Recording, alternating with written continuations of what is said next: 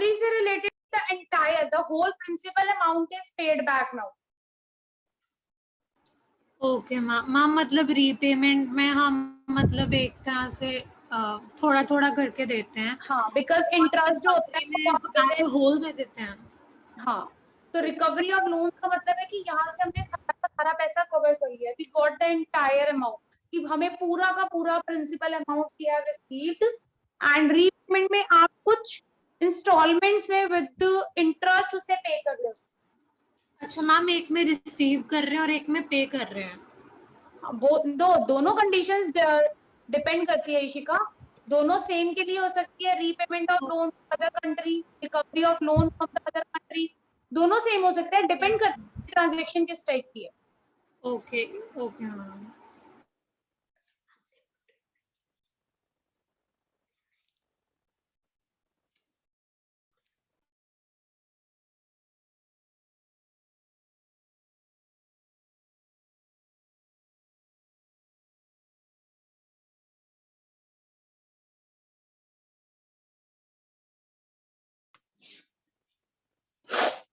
अक्षय तूने last class नहीं लगाई आई थिंक, और मनी चैप्टर में स्टार्ट करवा चुकी। Yes ma'am. मैंने बार्टर सिस्टम के सारे ड्रॉबैक्स डिस्कस कर लिए हैं।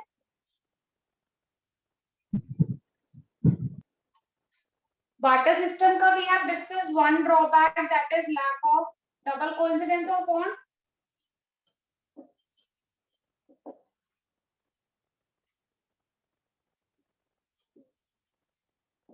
ये डिस्कस कर लिया था ना, साइमल्टेनियस फुलफिलमेंट्स नहीं हो पाती। Yes ma'am. याद है, दोबारा बताने की जरूरत तो नहीं है। No ma'am. Okay, lack of unit of value, what do you mean by lack of unit of value? बोलो, दोबारा बताने की जरूरत नहीं है, बोलो। Ma'am measurements of goods and services. हाँ ठीक है रिया। सांची और बोलो। यही था, measurement was not possible goods की। मैम की one good is valued in terms for another good. हाँ, so we can value one good in terms of other good, in terms of other 1000 goods, 10,000 goods, so many goods are there. तो एक good की value के लिए we don't have price, so we have to measure them in number of terms, right? Lack of standard of deferred payments, ये किया था discuss, ये किया था point discuss. No ma'am. Lack of standard of deferred payments, what does it mean?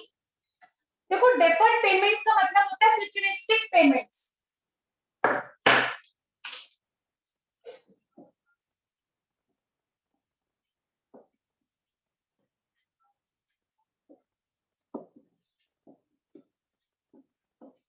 These are the future payments.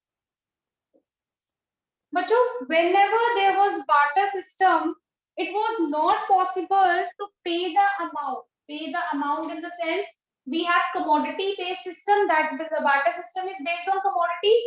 So future में any commodity को pay back करना it was not possible. आज के टाइम पे क्या है, हम लोग क्या करते हैं, हमारे पास मनी है, अगर हमें किसी को 1 ईयर के बाद भी पेमेंट करनी है, 10,000 will remain 10,000. 10,000 अपनी वैल्यू लूज नहीं करेगा.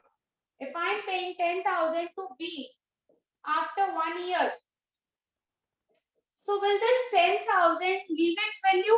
वो उसकी वैल्यू खत्म होगी कभी भी नहीं होगी ना. 10,000 will maintain its value even after a year. 10,000 एक साल के बाद भी 10,000 ही रहेगा. लेकिन डेफर्ड सिस्टम, यहाँ पे जो तुम्हारा बार्टर सिस्टम था, बार्टर सिस्टम में क्या होता था, अगर हमें कोई भी फ्यूचर में पेमेंट करनी है तो वो पॉसिबल नहीं था. जैसे मैंने तुम्हें पहले भी एग्जांपल दिया था कि मैंने सांची को 4 गॉड्स दे दी थी in exchange of 2 cows. अब जब सांची के पास मैं दोबारा गई कि सांची एक काम करो, ये एक्सचेंज कर लो, मुझे मेरी गॉड्स वापस कर दो और तुम अपनी काउज ले लो। तो सांची के पास 4 में से जो 3 गॉड्स थी वो तो ठीक थी, लेकिन जो 1 गॉड थी वो थोड़ी सी सिक थी। अब मैं सांची को कह रही हूँ, सांची मुझे बिल्कुल एग्जैक्टली वही वाली गॉड्स वापस कर जो मैंने तेरे को पहले दी थी। तूने बोला कि मैम मेरी तो अब एक गॉड तो सिक है, मैं आपको वो कैसे वापस करूँ? तो it is not possible. Commodity, animal wealth system वो पॉसिबल नहीं था वहां पे अगर आप फ्यूचर पेमेंट्स करने लगते थे। सांची ने मेरे से 10,000 लिया, ठीक है, मैंने उसे कहा सांची 1 साल बाद करो। सांची ने कहा लो मैम ये पैसे हैं। 10,000 किसी भी डिनोमिनेशंस पे हो सकते हैं, 10,000 किसी भी डिनोमिनेशंस पे हो सकते हैं। मैंने सांची को 500 के नोट्स दिए थे, ठीक है, 500 के डिनोमिनेशन पे रिटर्न किया, बट जब मैं 1 ईयर बाद लेने गई तो मान लो 2,000 का नोट भी आ गया। तो सांची ने मुझे क्या किया, 10,000 मेरा रिटर्न कर दिया, मुझे उसने 5 2,000 के नोट्स दे दिए। अब मैं सांची से लड़ थोड़ा ना सकती हूँ कि सांची मैंने तो तेरे को 500 के नोट दिए थे, मुझे 2,000 के नोट क्यों वापस कर दिए? बिकॉज आई नो दैट कि 10,000 का जो अमाउंट, जो वर्थ है, जो वैल्यू है, it has not been changed whenever she pays the amount in 2,000 rupees denominations, so it will remain the same. ये denominations मेरे amount को कभी भी disturb नहीं करेंगी। But in this case barter system में ये क्या होता था, फ्यूचर में अगर आपको किसी को भी कुछ पे करना है तो इट इज नॉट पॉसिबल, क्योंकि वहां पे हमारे पास जितना हमने चीज मेंटेन किया, कमोडिटीज को मेंटेन किया है, उसकी भी कॉस्ट हम लोग कहीं ना कहीं इनकर कर रहे हैं। तो अब सांची की अगर एक गॉड बीमार पड़ गई तो वो कहती है ठीक है मेरे पास ये 4 पड़ी है, आपने लेके जानी है ले जाओ, नहीं तो 3 ठीक है 3 ले जाओ। अब मैं क्या कहूंगी, मेरा एक्सचेंज प्रोसेस खराब हो गया यहाँ पे, क्योंकि मैंने 2 काउस क्या की थी, सांची से ली थी। अब 2 काउस के बदले में मुझे सांची क्या दे रही है, सिर्फ 3 गॉड्स, जिसमें से एक गॉड जो है मेरी अब अपार्ट फ्रॉम दिस 3 गॉड, एक गॉड क्या होगी, सिक हो गई। तो ये प्रोसीजर था बच्चों कि जितना भी बार्टर सिस्टम था ना, वहां पे जब हम कमोडिटी का एक्सचेंज करते थे ना, तो same type of commodity future में पे करना टफ था, बट मनी के through same type of money worth you can pay in any denominations. समझ आया what is deferred payment?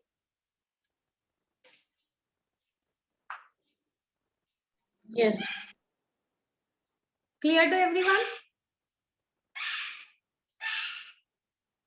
Yes, ma'am. अनव्य तुम अभी आया, तुमने मनी चैप्टर किया था पहले?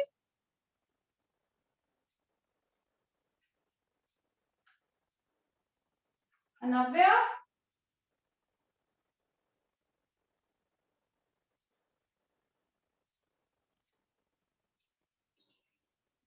ठीक है ना? तो यहाँ पे क्वालिटी डिस क्वालिटी हो गया, हम same goods and services provide नहीं कर सकते जो हमने रिसीव की थी।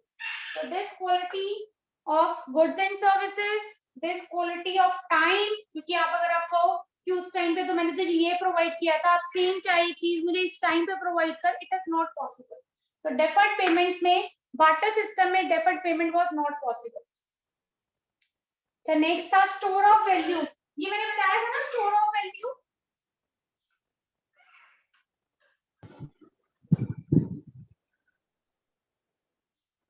हाँ जी बच्चों, lack of store of value discuss किया था। Yes. कर लिया Yes, ना ये ma'am. डिस्कस? ठीक है, अब जो भी मनी के फंक्शंस हैं, they are the opposite of drawbacks of barter system. So money के फंक्शंस को हम लोग 2 पार्ट्स में डिवाइड करते हैं। मैंने मनी बताया था, what is money? Money is what money does. Money को 2 पार्ट्स में डिवाइड किया गया उसके फंक्शंस को। First is primary function,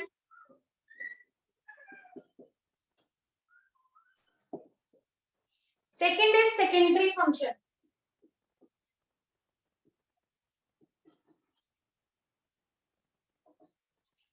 primary function को अगेन दो पार्ट्स में बाइफिकेट किया गया. First is a unit of value.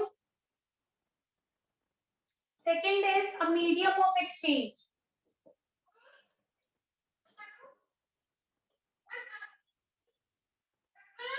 ठीक है.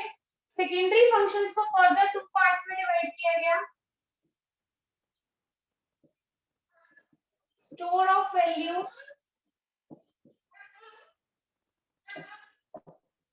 standard of deferred payments. So these are the four very important functions of money. Note this flowchart.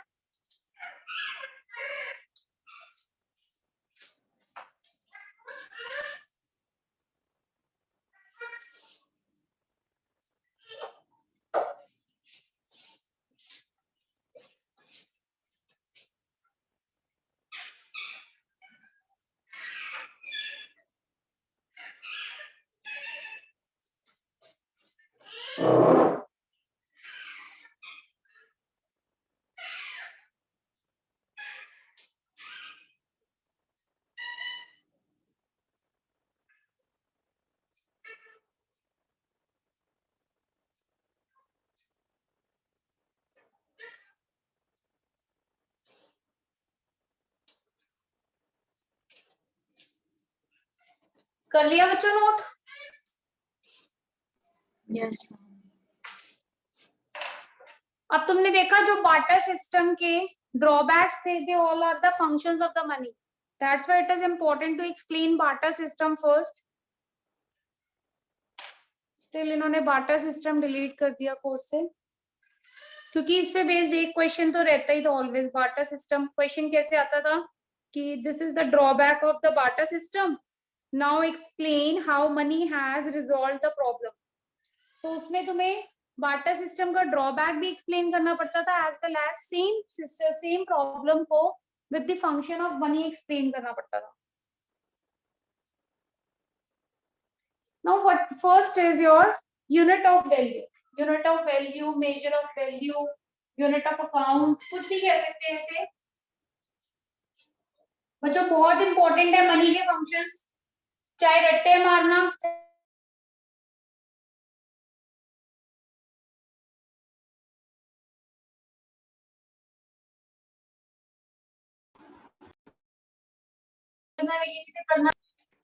first function of money is a unit of value or measure of value. बच्चों ये बहुत simple function है इसका. अच्छा, अगर अब तुम्हें ये कहें कि मनी को डिफाइन करो, एक तो मैंने सिंपल सी डेफिनेशन लिखी, money is what money does. अगर तुम्हें मनी की डेफिनेशन आती है तो जो चार फंक्शंस हम लोगों ने लिखे हैं उन चारों फंक्शंस को आपने मर्ज करना है. That will give you the definition of money. So money is what? Money is a unit of value, comma a medium of exchange and store of value and a standard of deferred payment. तो चारों functions को जब तुम मर्ज करोगे तब भी तुम्हें money की डेफिनेशन मिल जाएगी. Is it clear? So 1 mark में अगर मनी की डेफिनेशन आती है, you will always write money is a unit of value, medium of exchange, store of value and standard of deferred payment. Now what is unit of value? मैंने तुम्हें पहले बताया था unit of value का मतलब होता है मेजरमेंट. अब मनी ने क्या किया बच्चों, जितने भी गुड्स एंड सर्विसेज थे मनी ने उन्हें एक measurement provide.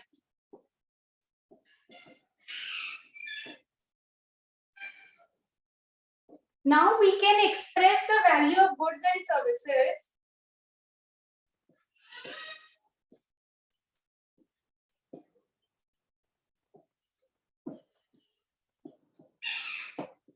in terms of its price. समझ आया कि मनी ने जितने भी गुड्स एंड सर्विसेज हैं उनको एक वैल्यू प्रोवाइड, एक मेजरमेंट प्रोवाइड की है। अब हम मनी को एक्सप्रेस कर सकते हैं, means good value of goods and services हम लोग एक्सप्रेस कर सकते हैं in terms of its price और इन टर्म्स ऑफ मनी। तो मनी की मेजरमेंट, मनी के थ्रू जितने गुड्स एंड सर्विसेज थे उनको हम इजीली एक्सप्रेस कर सकते हैं। मनी ने जो तुम्हारा बुक्स ऑफ अकाउंट्स है जहां पे हम ट्रांजैक्शंस को रिकॉर्ड करते हैं, हम अकाउंट्स में किस टाइप की ट्रांजैक्शंस को रिकॉर्ड करते हैं बच्चों? Monetary transactions. Monetary transactions. So that monetary transactions has been given by money only. So money helps in keeping the account. So money की वजह से ही हम लोग क्या कर पाए हैं, अपने अकाउंट्स को कीप कर पाए हैं इजीली। अब मनी ने जो यूनिट वैल्यू प्रोवाइड किया उसकी वजह से एक गुड को बहुत सारे नंबर ऑफ अदर गुड्स में मेजर करने की जरूरत नहीं पड़े, राइट। मनी की वजह से मनी ने जो गुड्स एंड सर्विसेज को वैल्यूएशन प्रोवाइड किया है, अब जो हमारा एक्सचेंज रेशियो था, जितने भी गुड्स का एक्सचेंज रेशियो था उसे भी हम लोग इजीली क्या कर सकते हैं, डिटरमाइन कर सकते हैं। So this is what money is doing as a unit of value.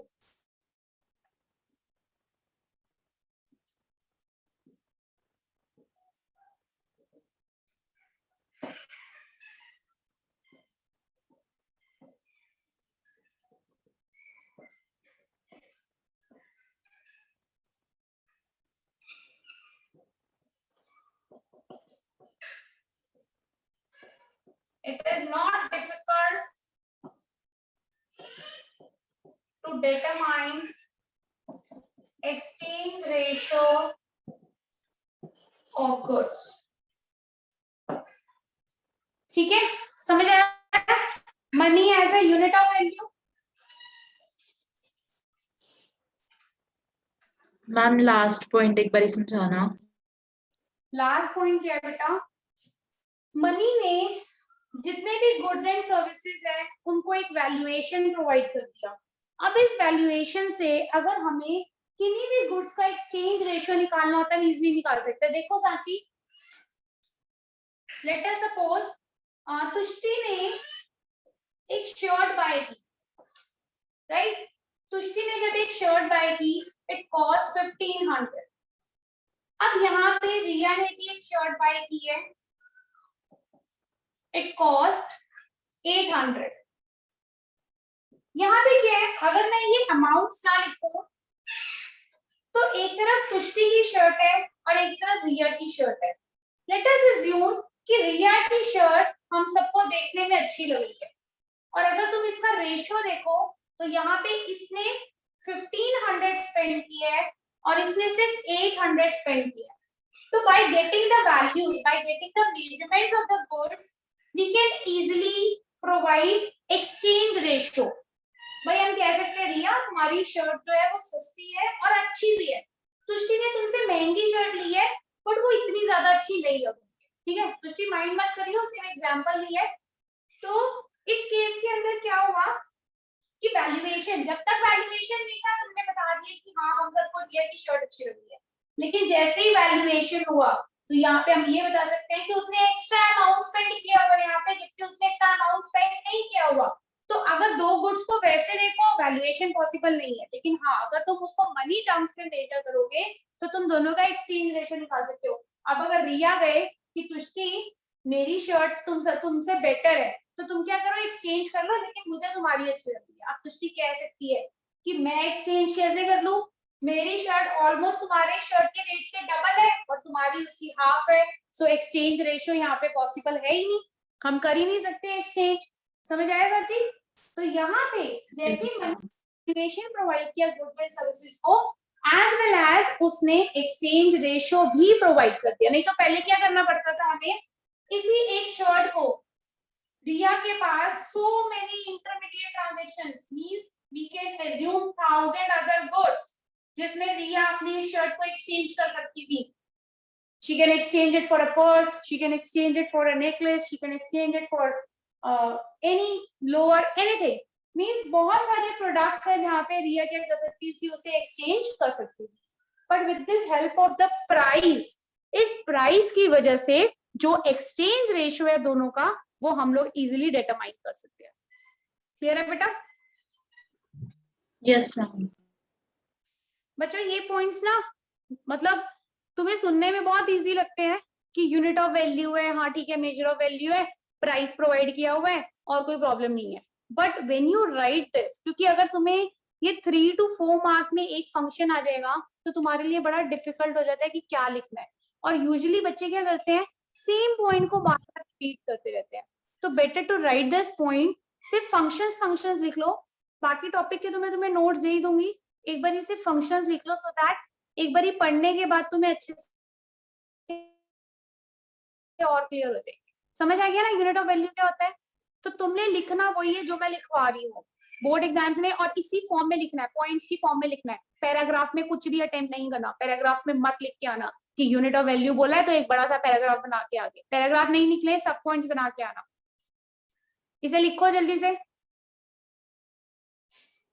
मैं डिक्टेट कर रही हूँ, लिखना,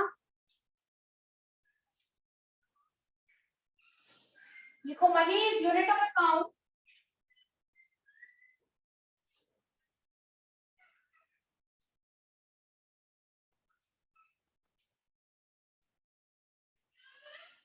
money is unit of account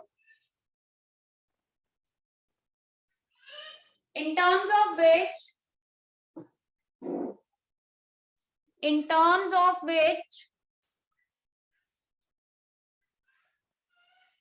the value of all goods and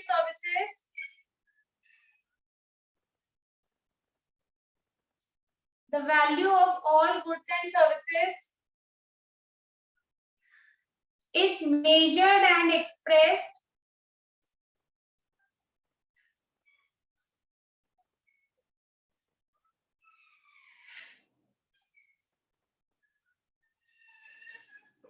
लिख लिया first point? Yes, ma'am.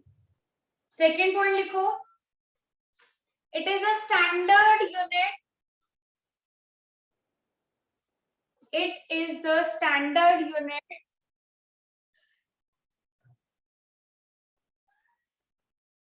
of quoting prices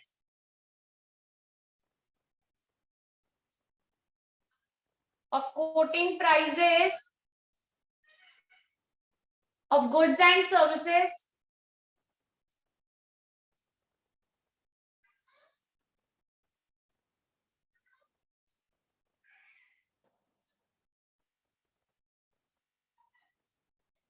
लिख लिया बच्चों? Yes, ma'am. नेक्स्ट पॉइंट लिखो, the value of each goods and services, the value of each goods and services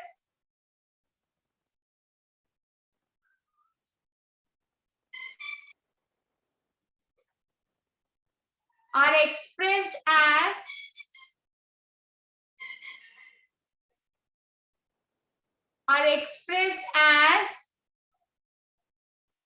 its price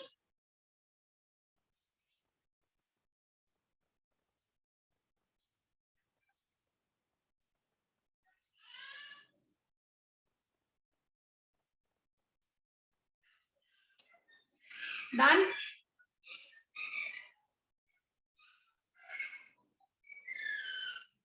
Yes, ma'am. Next point लिखो, after knowing the prices of goods and services,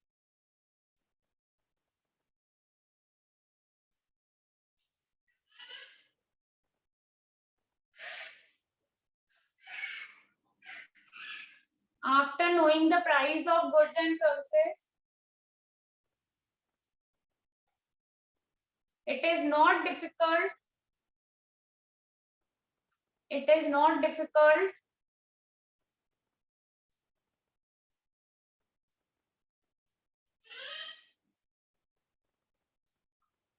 to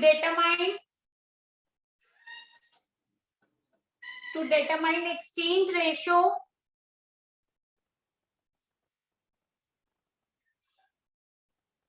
to determine exchange ratio between them.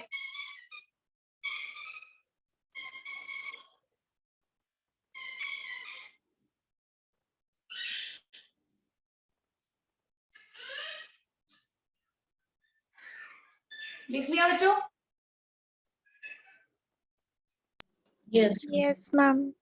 Next point लिखो, this function of money, this function of money makes possible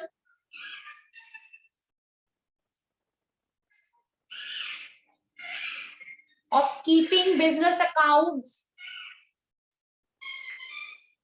of keeping business accounts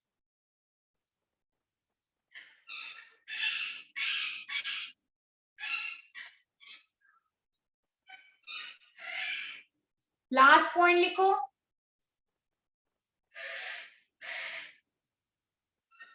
expressing value of each commodity, expressing value of each commodity in terms of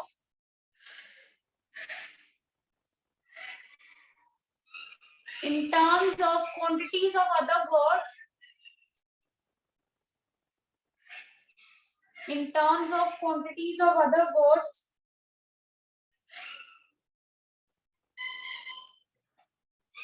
can be avoided, can be avoided.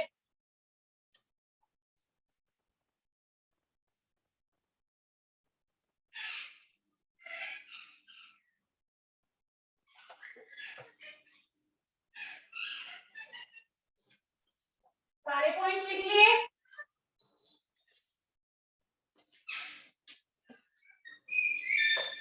Yes, ma'am. किसी का कोई point रह तो नहीं गया?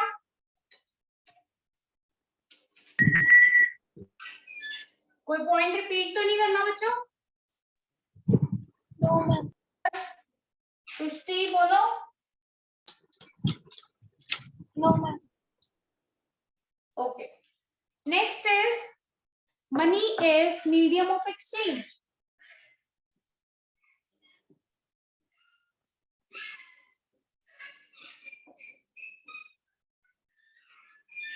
Why money is considered as medium of exchange? हाँ बताएगा कोई, क्योंकि तुम लोग अब कर चुके हो लैक ऑफ बार्टर सिस्टम, जितने भी ड्रॉबैक्स थे उसके। Why money is considered as medium of exchange?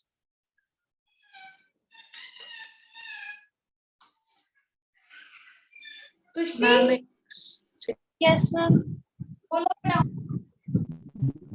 Ma'am, so the double coincidence of bonds now.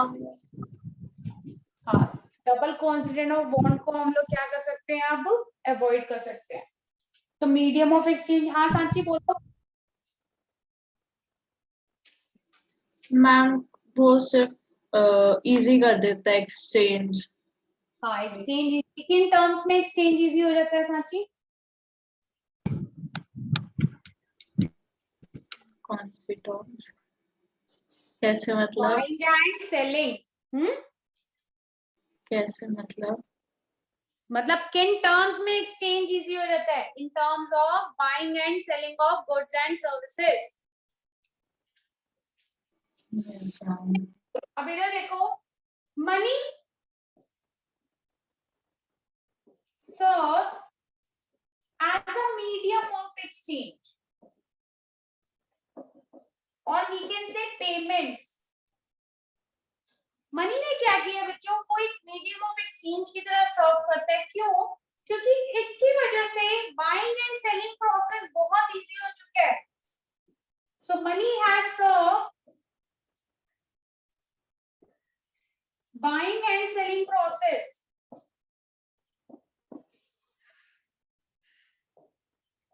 of goods and services. अब हम बाइंग एंड सेलिंग बहुत इजीली कर सकते हैं। एज तुष्टि सेड कि मनी ने जो बार्टर सिस्टम की ड्रॉबैक थी, डबल कोइंसिडेंस ऑफ बॉन्ड, उसको क्या किया है, सॉल्व किया है. So money has solved the problem of double coincidence of bond.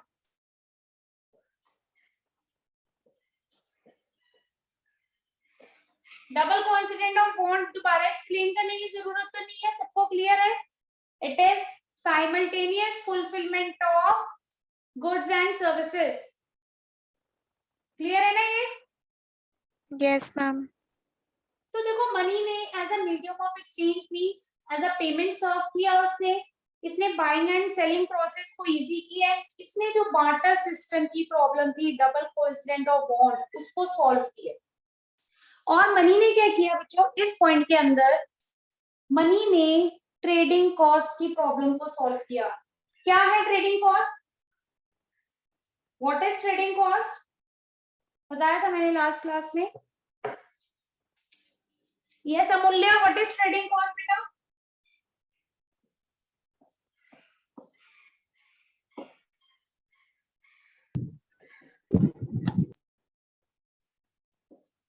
Nandini, what is trading cost?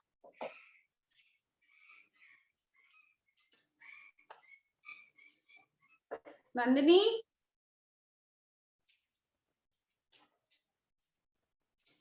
Nandini, are you there in the class?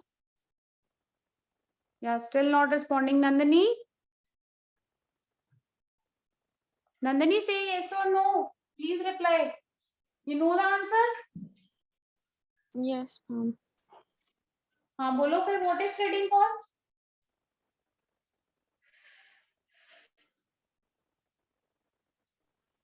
Ma'am, buying or selling marketable commodities. Okay. Anything else?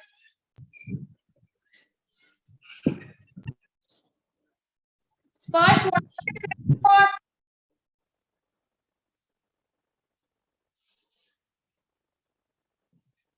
नहीं बोलेगा. हाँ Divya, Divya, what is trading cost in barter system? Ma'am याद नहीं. भूल गया. Very good. Preet, Preet, what is trading cost in barter system?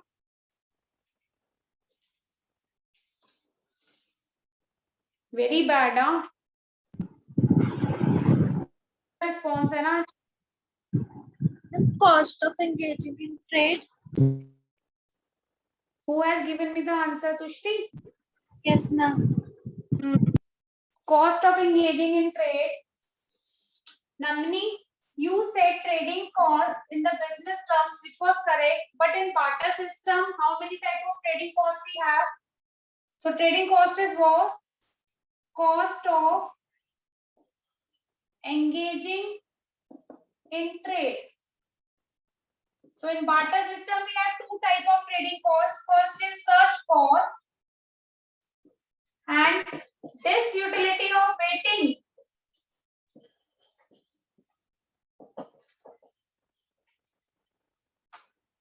बच्चे money ने trading cost की प्रॉब्लम को सॉल्व किया. इसका मतलब इसने टाइम और एफर्ट्स दोनों को रिड्यूस कर दिया.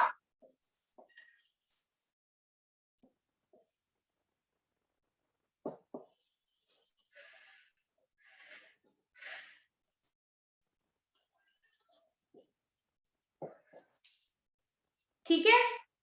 Trading cost is cost of engaging in trade. In barter there was two type of trading cost, search cost and disutility of waiting. means आपको सर्च करना पड़ता था, टाइम थे.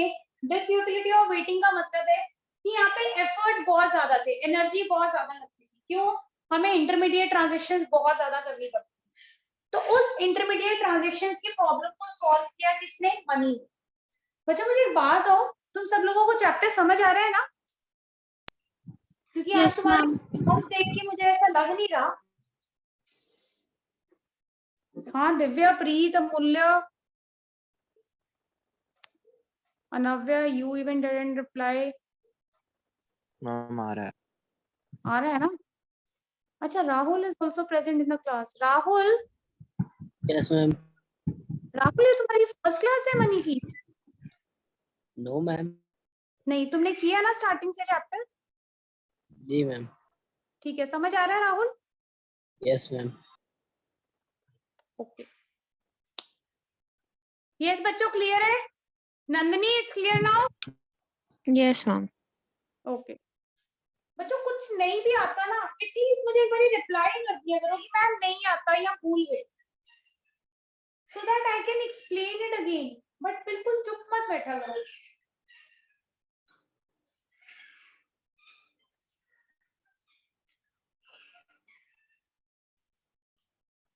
अब एक चीज और बता रही हूँ. Money is also called as bearer of option. Important point है, ध्यान से सुनना. Money is called as bearer of option. ठीक है. और we also call it generalised purchasing part.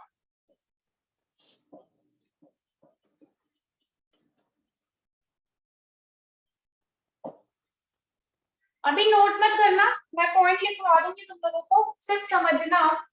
Money is called as bearer of option और generalized purchasing part. इसका मतलब क्या होता है बच्चों? Bearer of option. Who is bearing the money? He is having the option to purchase anything in the market. अगर मेरे पास लेट अस सपोज 2000 रुपीज का नोट है, so now I am the bearer of the money. Now I have option, I can purchase it, and I can purchase anything from 2000 rupees, right? So this is bearer of option. इसी का मतलब होता है generalised purchasing part. Generalised purchasing part का मतलब होता है freedom of choice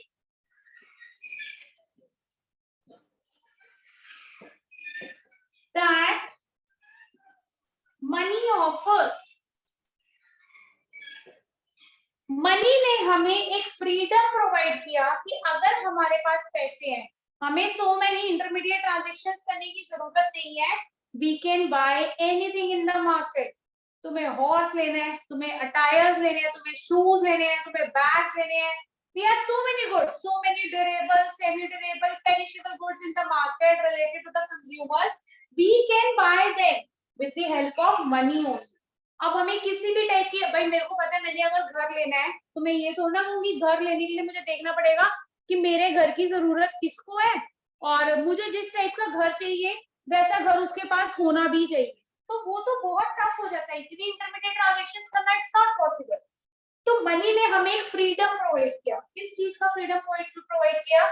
उसने हमें सो मेनी चॉइसेस से बचा लिया कि हमें जितनी इंटरमीडिएट ट्रांजैक्शंस बार्टर में करनी पड़ती थी वो अब हमें मनी वाली इकोनॉमी में नहीं करनी पड़ती. So that is why money is called as bearer of option. बताओ समझ आया पॉइंट? मैम वापस Yes, बताना. ma'am. ठीक है, वापस बताती हूँ बेटा. मनी, सबसे पहले याद रखना, मनी को हमने जर्नलाइज परचेजिंग पावर माना है. क्यों माना है?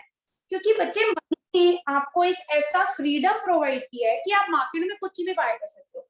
और साची आज के टाइम पे जो हम मॉनेटरी इकोनॉमी में है, क्या तुम्हें कुछ लेने से पहले ये सोचना पड़ता है कि अगर मेरे पास पैसे हैं तो मैं कुछ भी ले सकती हूँ या ले सकता हूँ?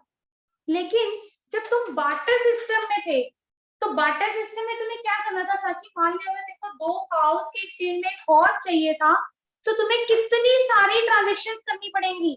जरूरी थोड़ा है कि mutual fulfilment of bond present होगा वहां पे, कि अगर तुम्हें 2 काउस चाहिए थी और उसके बदले तुमने एक हॉर्स लेना है तो उसके एक्सचेंज में तुमने देखा था ना कि हमें कितनी इंटरमीडिएट ट्रांजैक्शंस. आज के टाइम पे अगर तुम्हें एक हॉर्स परचेज करना है, तुम्हारे पास सिर्फ पैसा होना चाहिए और तुम क्या कर सकती हो? इजीली उसे बाय कर सकती हो.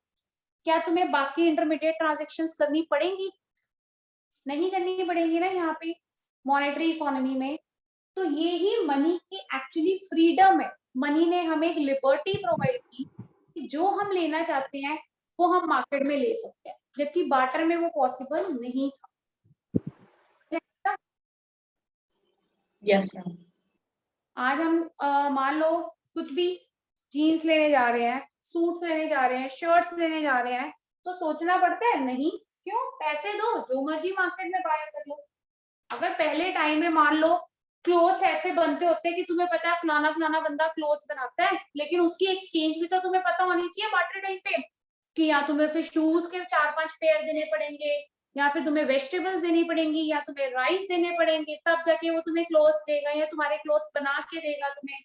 तो अल्टीमेटली मनी ने फ्रीडम प्रोवाइड किया चॉइस का, we can buy anything in the market now. Now it's clear बेटा? Yes, ma'am. Clear to everyone? Yes, ma'am. Is the function of money as medium of exchange. सारे points clear है बच्चों को? Point repeat तो नहीं करना, otherwise I dictated. बोलो clear है? No, ma'am. तुम्हें अक्षय, ठीक है, लिखो पॉइंट पर, लिखो मनी सर्व्स एज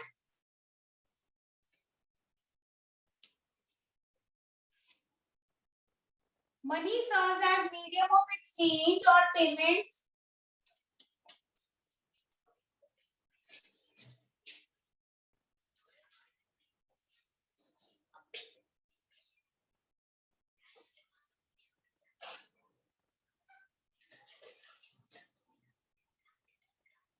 लिख लिया बच्चों?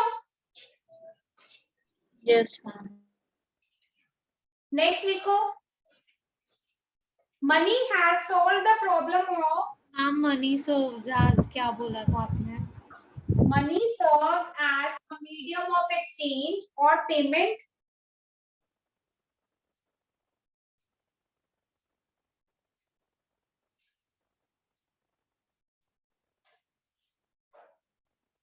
लिख लिया इशिका? Yes ma'am. पॉइंट लिखो, क्या बोला था नेक्स्ट पॉइंट मैंने सांची? मैम अभी बोलने ही लगे थे। अच्छा बोलिए। तो फिर Ma'am, money has solved the problem of money. अच्छा कुछ भी लिख लो, मनी हैज सॉल्व्ड या मनी हेल्प्स इन, कुछ भी लिख लो। Buying and selling of goods and services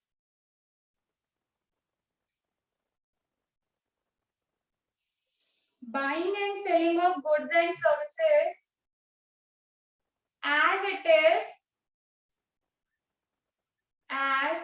is commonly accepted measure of value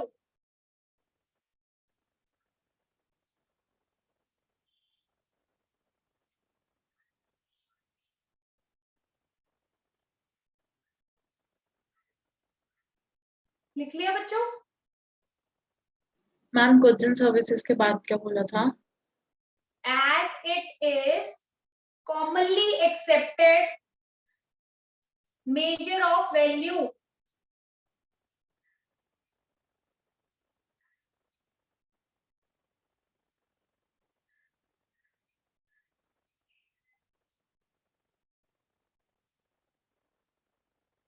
लिख लिया?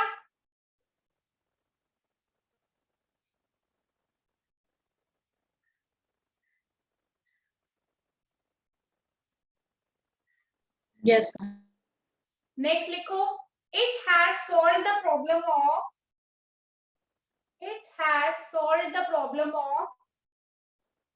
double coincidence of phones. It has solved the problem of double coincidence of phones.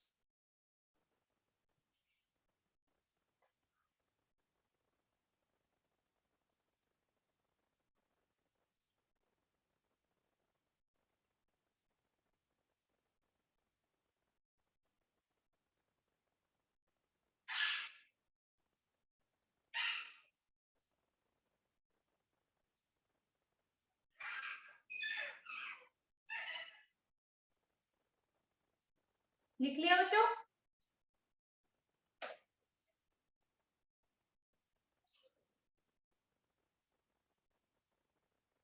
Yes, ma'am. Next लिखो, it solves the problem of trading cost. ये लिखवा दिया point.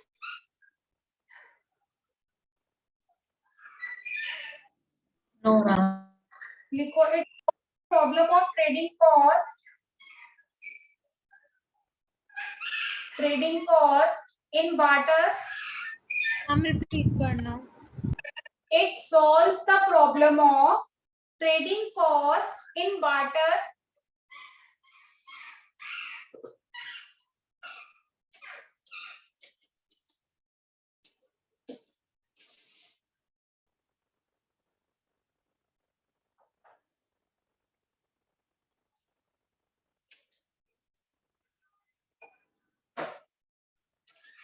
लिख लिया.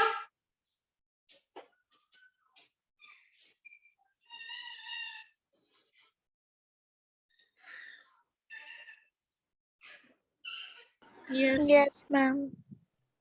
Next लिखो, it reduces the time. It reduces the time, comma, effort and energy in barter.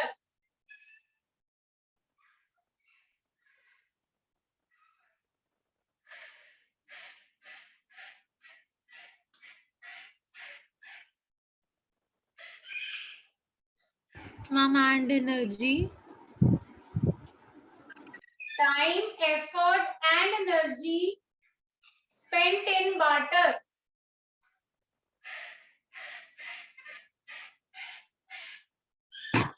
Ma'am एक बार repeat कर दो पॉइंट. Repeat कर देती हूँ बेटा. It reduces the time, comma, effort and energy spent in barter. ठीक है दृष्टि.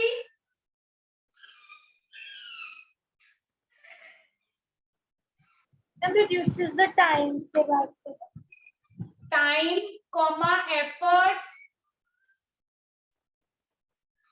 and energy spent in barter.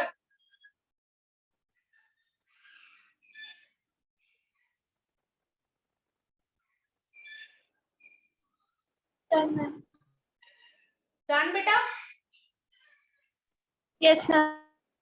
अब जो बोर्ड पे पॉइंट लिखे हैं वो लिखो. Money is called as bearer of option और generalize purchasing power.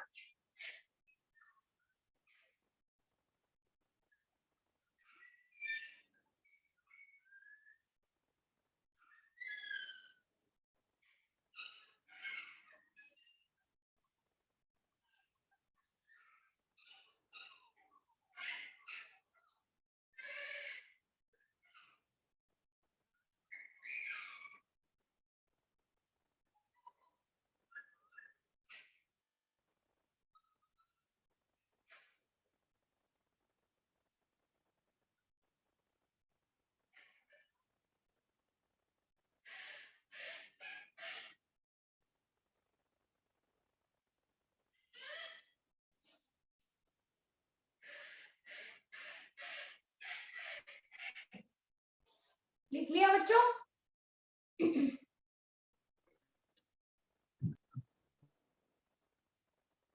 Yes, ma'am.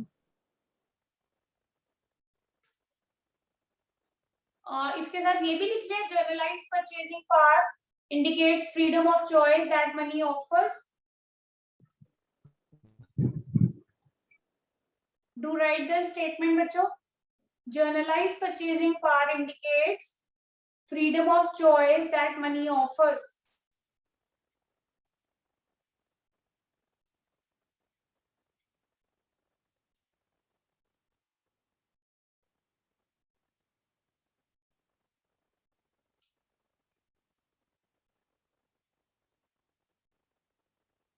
Done.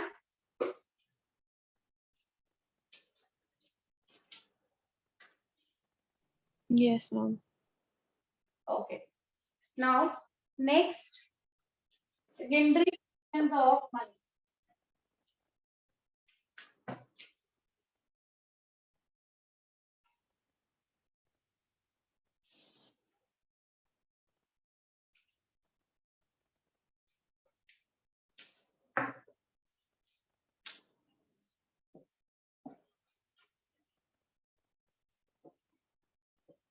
secondary functions of money. These functions are also called as derivative functions because these are derived from your primary functions. So the other name for derivative function is, secondary function is derivative function as they are derived from the primary functions.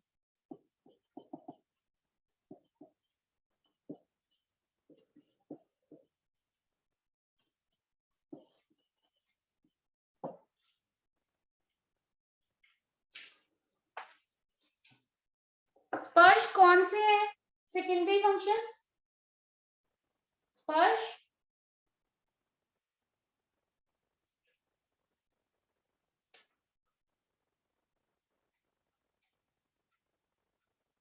Geetal, what are the secondary functions of money?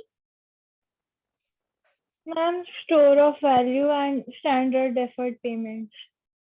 Store of value and standard of deferred payment. So first is standard of deferred payment.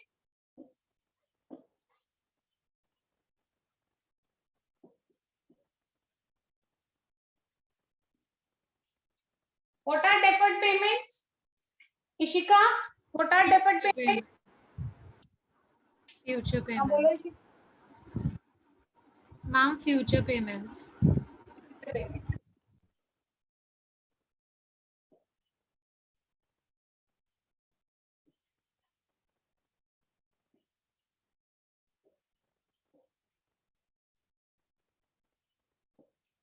अब देखो बच्चों, money ने ये function कैसे perform किया?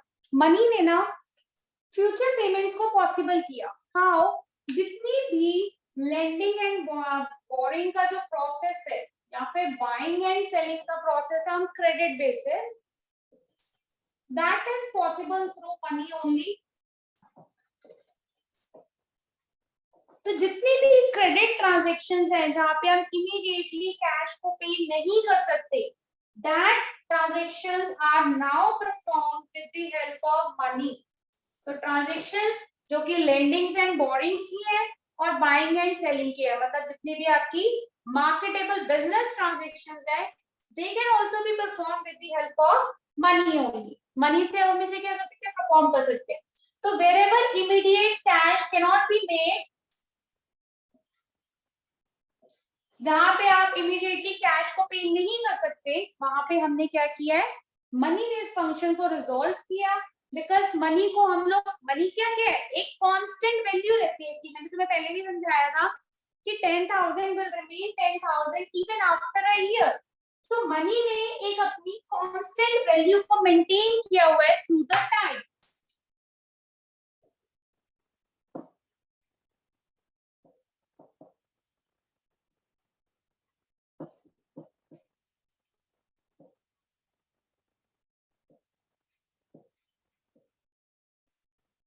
ठीक है, एक कांस्टेंट वैल्यू मनी ने मेंटेन की हुई है थ्रू द टाइम. क्यों? क्योंकि इसमें दो चीजें हैं मनी के अंदर. एक तो मनी ड्यूरेबल है और होमोजीनियस है. होमोजीनियस समझते हैं ना सब क्या होता है?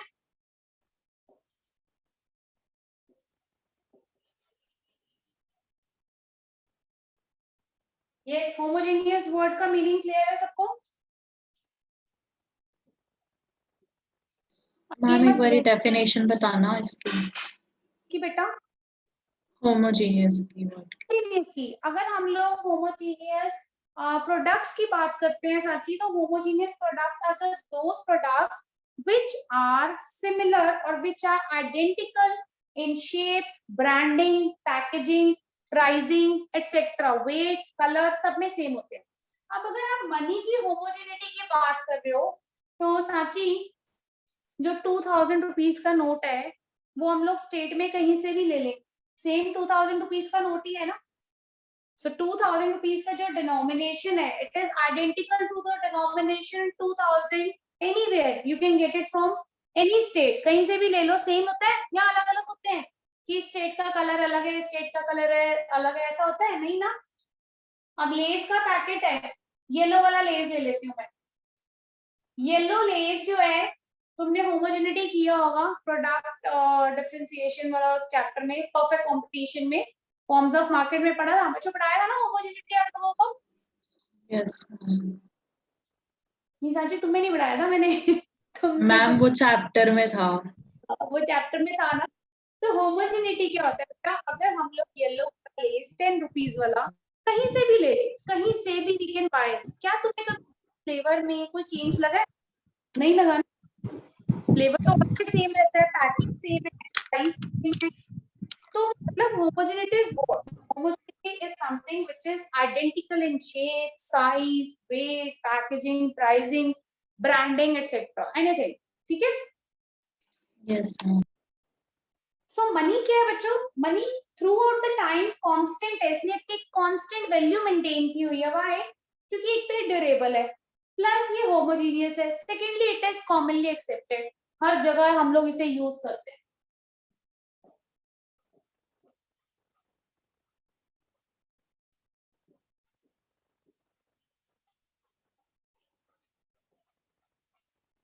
तो देखा जाए जो मनी के दो ही फीचर्स हैं, दो ही फंक्शंस हैं प्राइमरी वाले, ये तो सब मनी से उसी उन्हीं फंक्शन में से डिराइव किए गए हैं, मतलब जबरदस्ती के पॉइंट्स बनाए गए हैं। ऑल्दो मनी ने जो मेन काम किया था वो एक मीडियम ऑफ एक्सचेंज था, प्लस उसने यूनिट वैल्यू जो उसका मेन फंक्शन था कि उसकी मेजरमेंट प्रोवाइड की थी गुड्स एंड सर्विसेज को। तो ये फंक्शन समझ आ गया बच्चों स्टैंडर्ड ऑफ डेफर्ड पेमेंट का? Yes, ma'am. रिपीट तो नहीं करना। स्टैंडर्ड ऑफ डेफर्ड पेमेंट मतलब फ्यूचरिस्टिक मैं पेमेंट। रिपीट कर. हाँ मैं बोल रही हूँ दृष्टि, स्टैंडर्ड ऑफ डेफर्ड पेमेंट्स का मतलब क्या होता है? These are the payments made in future और money has resolved this problem. Money is considered as standard of deferred payments. Why so? Because it has resolved the problem of lending and borrowings of credit transactions, and it has resolved the problem of buying and selling of goods on credit basis. So those transactions which cannot be performed immediately by cash, money has resolved the problem of that transaction. ठीक है, money has maintained its constant value. money ने क्या किया? अपनी constant value maintain किया through the time. क्यों constant value maintain है? Because money durable है, money homogeneous है और money जो है वो हर जगह acceptable है, commonly acceptable है। Clear तुष्टि? Yes, ma'am. Clear? कि दोबारा बताऊं बेटा? I'm clear. Okay. Anyone? सबको clear है बच्चों? Yes, ma'am. All right. Then do write this topic. देखो, deferred payments refer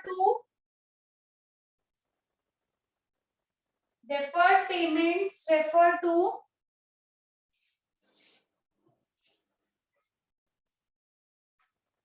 payments made in future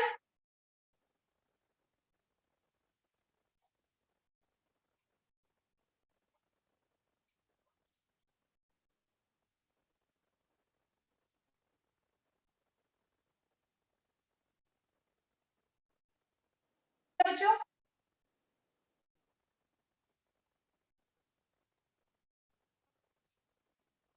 ma'am repeat करना पॉइंट पहला. Deferred payments refers to payments made in future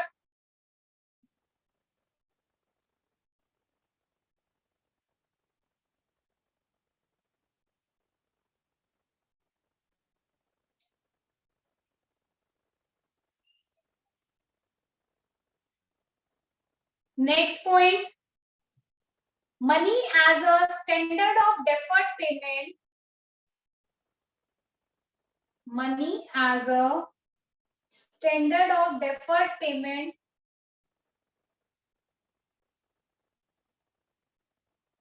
has facilitated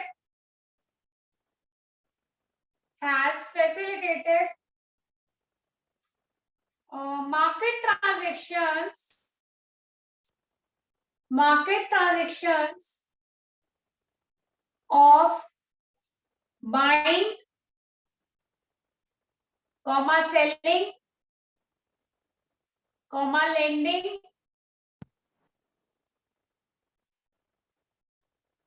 and borrowings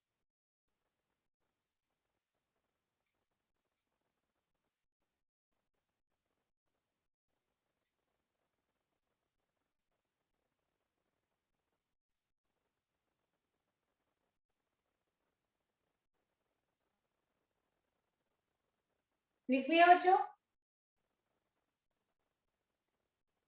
Yes, ma'am. Next लिखो, money has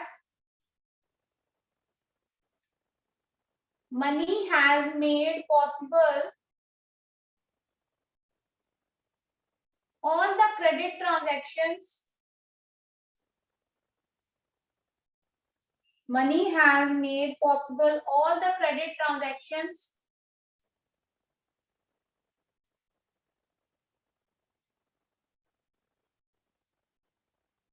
when cash is not to be paid immediately. When cash is not to be paid immediately.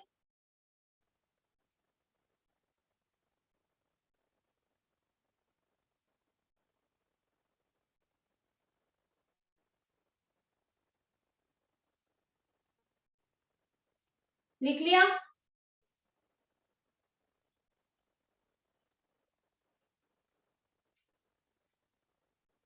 Ma'am. Next लिखो, money has maintained a constant value. Money has maintained a constant value through time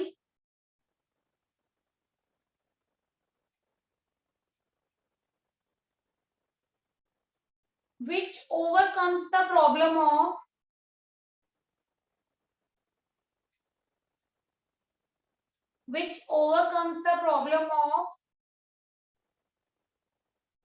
future payments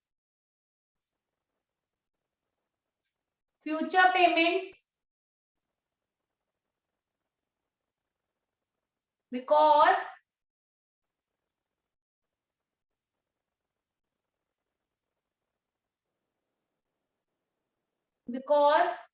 ऐसे दो points लिखना जैसे मैंने लिख किया board पे, money is durable and homogeneous and it is commonly accepted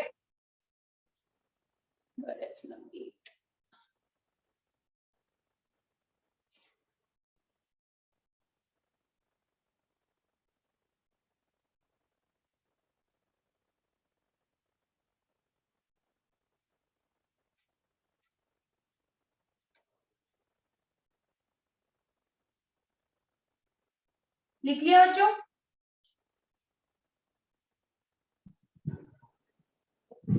done? Yes, Yes, ma'am. ma'am. Okay, now the last topic, store of value.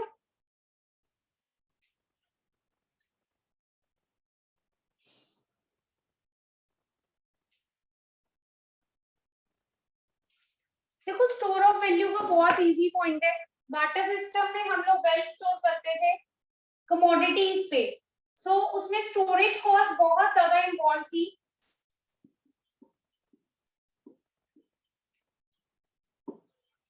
अब आज के टाइम पे हम लोग मनी को इजीली स्टोर कर सकते हैं। मनी क्या है बच्चों? एसेट है, लायबिलिटी है? अगर आप उसे स्टोर करते हो तो बोलो। Asset. Asset. Asset. So money is what? Money is an asset. Who is there? Devansh. Okay. So money is an money क्या है? हमारा एक एसेट है जिसे हम लोग इजीली स्टोर कर सकते हैं। अब स्टोरेज पॉसिबल है। मनी ने क्या किया? हमें एक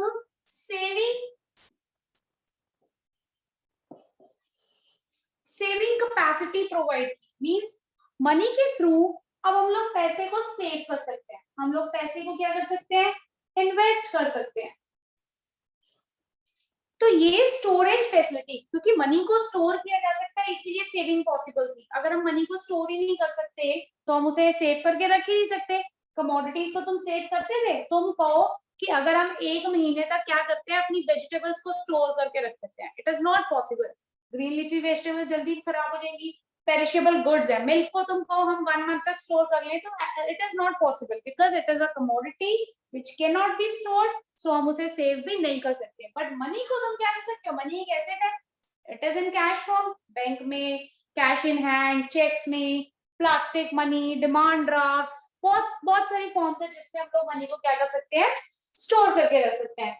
तो मनी ने सेविंग फैसिलिटी प्रोवाइड की. मनी क्या करती है बच्चों, मनी हम इसलिए इजीली स्टोर कर सकते हैं, एक तो इसकी कांस्टेंट वैल्यू. अब तुमने जितने सारे फंक्शंस किए ना वो सारे स्टोरेज में आ जाएंगे कि मनी की कांस्टेंट वैल्यू है, इसलिए हम मनी को स्टोर कर सकते हैं. मनी को हम क्यों स्टोर करते हैं, क्योंकि ये कॉमनली एक्सेप्टेड है हर जगह. तो बेसिकली जो स्टोरेज फंक्शन है वो एक्चुअली उसका डेरिवेटिव फंक्शन है. बाकी सारे फंक्शन में से एक एक लाइन निकाल के ये स्टोरेज फंक्शन बनाया हुआ है. तो मनी जो है वो कॉमनली एक्सेप्टेड है, इसकी कांस्टेंट वैल्यू है, इसने कंपैरिजंस प्रोवाइड किया हुआ है गुड का. That is why money can be stored. समझ आ गया बच्चों?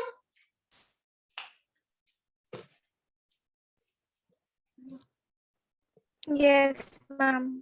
ठीक है. स्टोरेज वाला जो पॉइंट है, इट इज वेरी इजी कि हम लोग, मनी हमारा एक एसेट है, हम उसे स्टोर करते हैं. हमने मनी ने हमें एक सेविंग फैसिलिटी प्रोवाइड की है, हम इन्वेस्ट कर सकते हैं. क्यों? क्योंकि मनी की एक कांस्टेंट वैल्यू है, मनी को कॉमनली एक्सेप्टेड है, और मनी जो है कंपैरिजंस में हमें इजीली कंपैरिजन प्रोवाइड करती है गुड्स का, और यूनिट ऑफ वैल्यू प्रोवाइड किया हुआ है. तो जितने अपने 3 फंक्शंस किए हैं उन सबको मर्ज करके मनी का स्टोरेज फंक्शन बनता है. सो this is the last function of the money. इसे लिख लो. ठीक है. उसके बाद नेक्स्ट क्लास में हम लोग मनी सप्लाई और उसके कंपोनेंट्स करेंगे, प्लस उसके measurements and the forms of money, कि कितनी फॉर्म्स है हमारे पास, लीगल डेफिनेशन, फंक्शनल और फिएट एंड फिड्यूशियरी मनी. वो सब टॉपिक आगे का डिस्कस करेंगे. मतलब होपफुली लास्ट क्लास में ओवर हो जाएगा. आप ये स्टोर ऑफ वैल्यू का फंक्शन लिखो.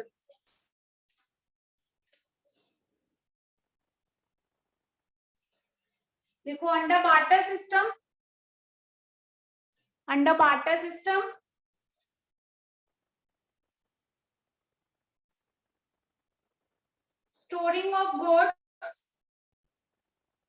storing of goods was very difficult.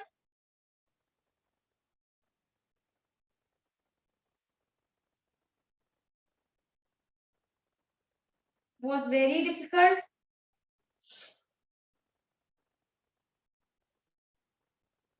लिख लिया बच्चों? Yes, ma'am. Yes, ma'am. Next लिखो, savings are done. Savings are done in terms of money.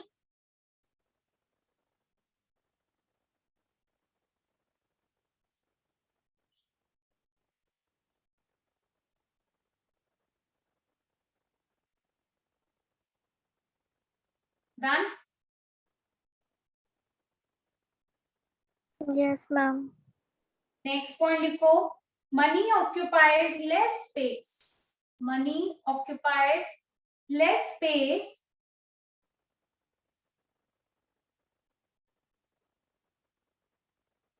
for storage in comparison to other goods. In comparison to other goods.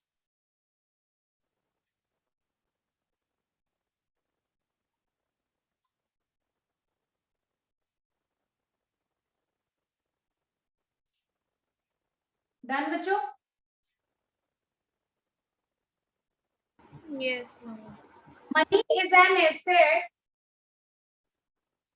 Money is an asset that helps people. Money is an asset that helps people to transfer their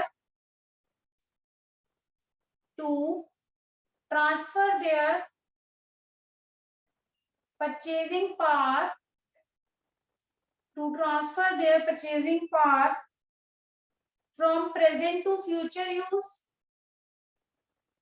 अब ये present to future use मतलब deferred वाला point आ गया, ठीक है? From present to future use.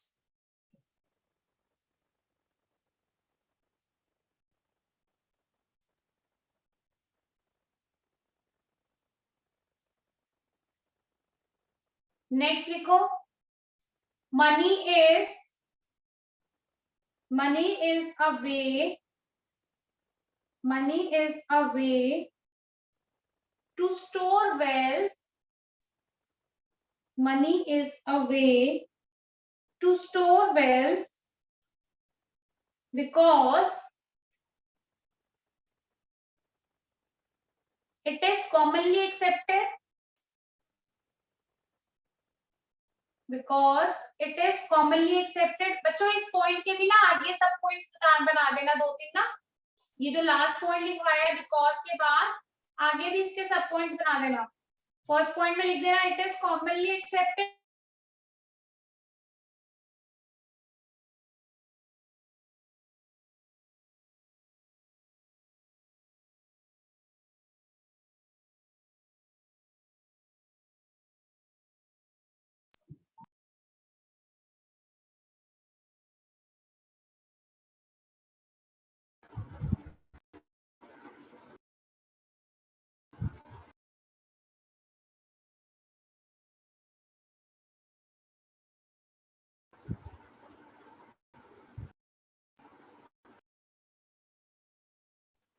Excuse me, ma'am. Ma'am आपकी आवाज नहीं आ रही.